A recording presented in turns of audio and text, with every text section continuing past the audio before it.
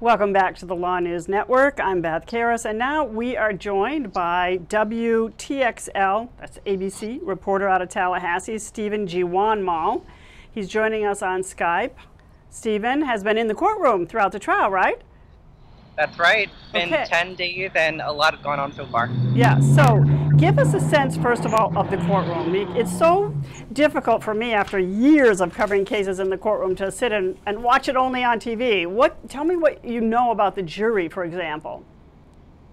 Well, it's really been hard to tell how they are feeling emotionally. They've been pretty deadpan, which I guess is indicative of, how they should be acting. But we can tell you that there's 6 men, 6 women. They're all of Caucasian descent, ranging in age from middle age to a little bit younger on the spectrum, but they've been taking this all in day by day. The first week was particularly interesting as those crime scene photos and the videos and as well as the autopsy photos were shown.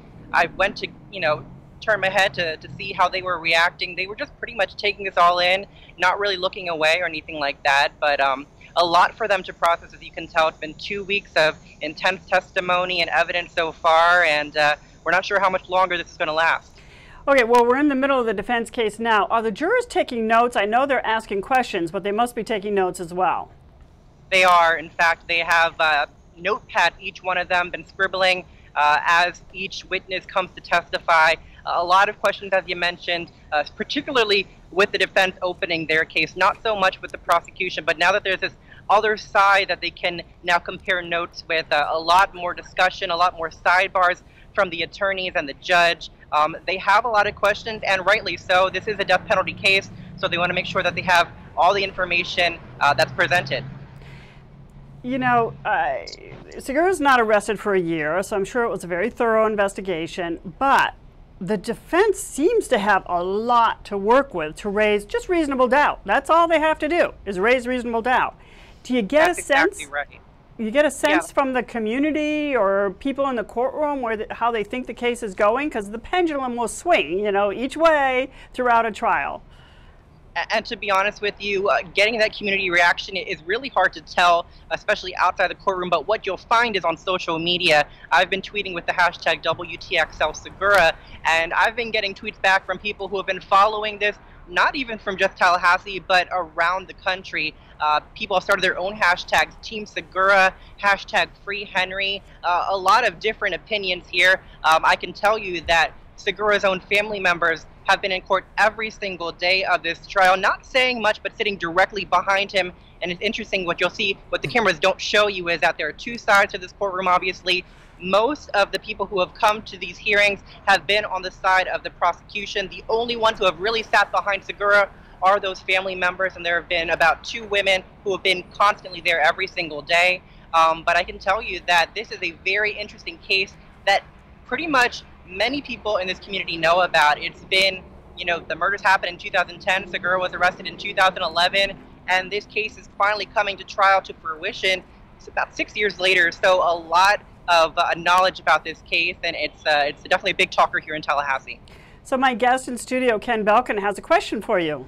Stephen, you mentioned that, the jury composition is an all-white jury, broken down, half men, half women. Do you think the prosecution intentionally made efforts to make that jury composition all white? Seems a little odd to me.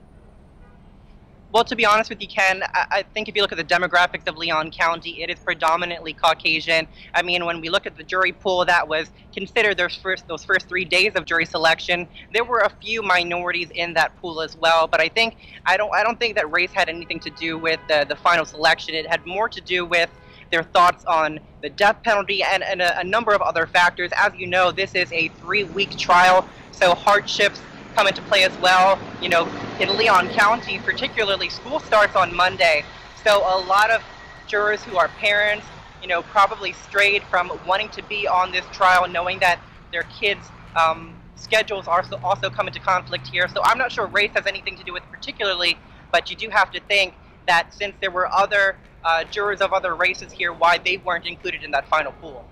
And was it the prosecution that led them to be struck?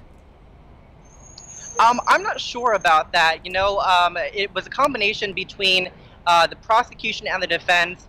They only have, as you know, a limited amount of strikes per juror. I'm not sure specifically, which jurors were ruled out by which side.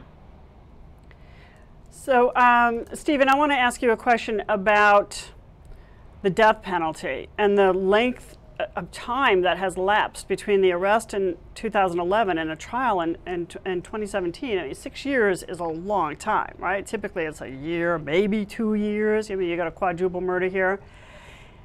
Was the delay in part because the Florida death penalty scheme has gone through some changes, and now you require unanimity in the penalty phase?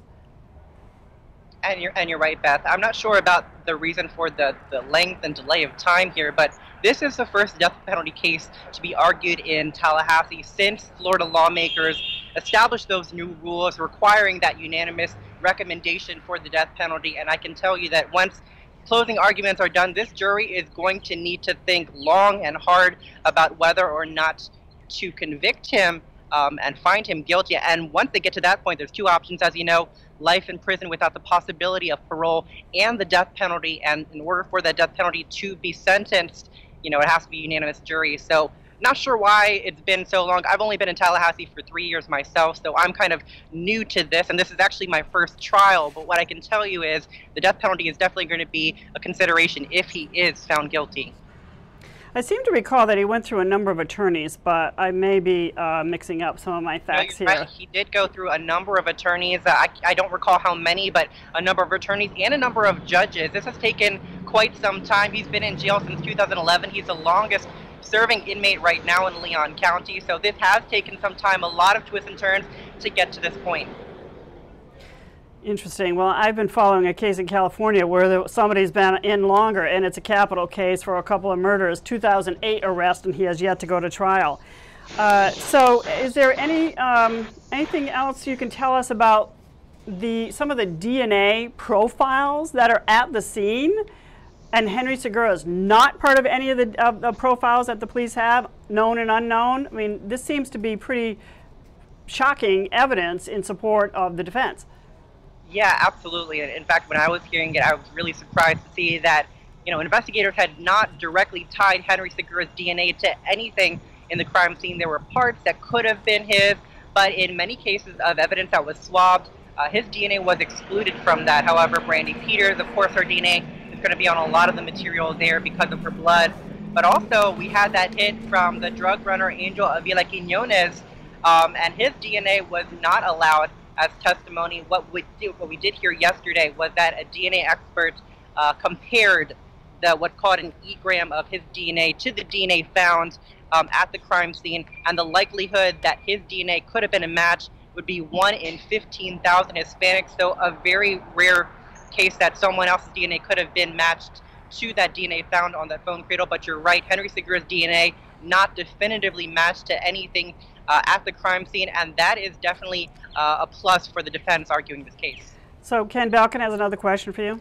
How do you think the cell phone expert's testimony with respect to Segura's location given off by the cell site towers, how do you think that went over with the jury? Do you think they found that particularly compelling? Well, you know what? Not too many questions were asked about the cell phone locations. I feel like the state, when they were explaining these cell phone records, they relied heavily on their investigators for pinpointing locations. The defense, in an attempt to kind of discredit those locations, in fact, that was something that they wanted to toss out before this trial even started. In pre-trial hearing, the defense wanted those cell phone records tossed out, but the judge decided to keep them instead.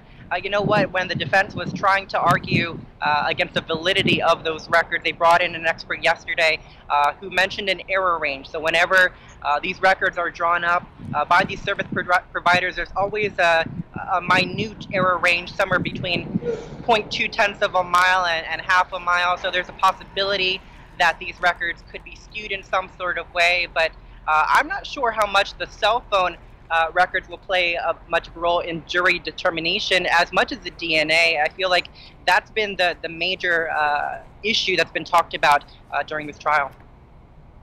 So Stephen Jiwanmall, I want to thank you very much for your time. I know it is hot out there. You're in Tallahassee, Florida, and you need to get some lunch. Court's going to begin in about 45 minutes for the afternoon session. Thank you so much for enlightening us about what it's like in the courtroom and in the community there where this very interesting quadruple capital murder trial is taking place. Go get some lunch. Thank you for your time. I appreciate it.